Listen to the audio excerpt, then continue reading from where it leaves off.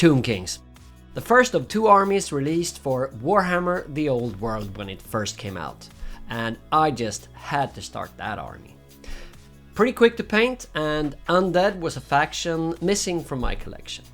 But an army needs a thematic game board, don't you agree? As you saw in my last video, I got a big box of printable modular rivers from Lazy Train's new Kickstarter. And as it just happens, one of the sets was a Tomb Kings river set. A perfect starting point. They also sent me a lot of buildings from their previous Kickstarter with Tomb King style temples and tombs. I started with the board itself by mixing sand colored wall paint with very fine actual sand. I used a roller to paint 2 layers of this covering the board completely. I left that to dry and then dry brushed it with a light beige craft paint, as I always do. That was it for the board and I could focus on the terrain. The temples and tombs were primed with Vallejo Desert Brown spray and the sand parts with Citadel Sandry Dust spray. I wanted the buildings to stand out from the sand as if made from a slightly different material like sandstone or something, but also blend in well with the rest of the terrain, so I airbrushed highlights with Sandry Dust air paint. I then dry brushed them with that old beige craft paint again.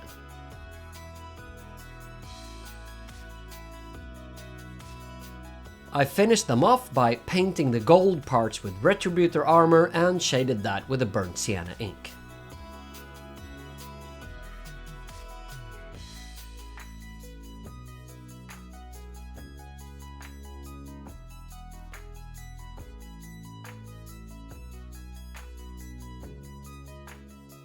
I painted the skulls and bones with Carrick stone and then airbrushed all the sand with the same color to get them a bit of highlights.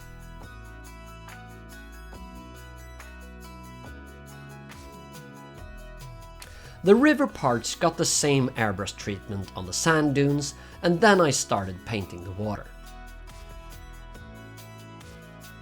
I wanted this water to have a different color than the dwarf rivers, as it's in a much brighter environment, so I started with Citadel Air Temple Guard Blue on all the water parts, and then to create a sense of depth, I did a pass with Vallejo Air Imperial Blue for the deeper parts in the middle. The sand dunes were then dry brushed with beige, and then I painted all the rivers with Vallejo water effects, 2 layers with enough time to dry between them. A lot of people think that this effect can be applied in thick layers, but that won't work. It will crack and warp. If you want to create deep water, the only thing that will work in my experience is resin pour. This is more like a thick gloss varnish, and it's the next step that creates the best effect. Stippling on gloss acrylic medium to create ripples. There is nothing like it and it looks great.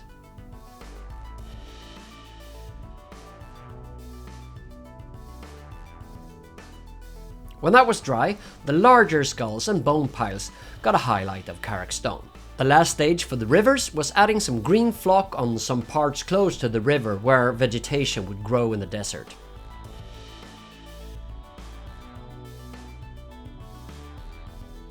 Also some dry tufts here and there. I managed to get a hold of some really cheap plastic palm trees, and I primed the trunks with leather brown spray and the leaves with Death Guard green spray. I then highlighted everything with, yeah guessed it, beige craft paint. I had some bases for the old Citadel woods left, so I thought I would repurpose those as oases, and it just so happens that 50mm Citadel round bases fit in the holes when turned upside down. I just fixed the palm trees on the underside of the round bases with superglue and filled them up with spackle filler, and then I dusted them with a structure powder for wall paint. But any sand will do. The bases were sprayed with Sandry Dust and the rocks painted with Zamesi Desert and the roots with Steel Legion Drab, and then the beige dry brush.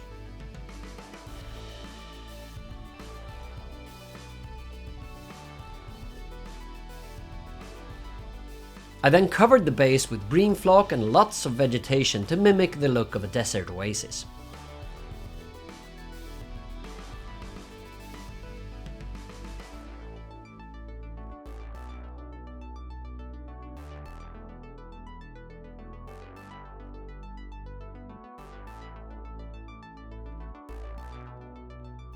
The bases got the same treatment, and then finally the board was done. I really hope you like this board as much as I do. I can't wait to play my first game with my Tomb King's army on it.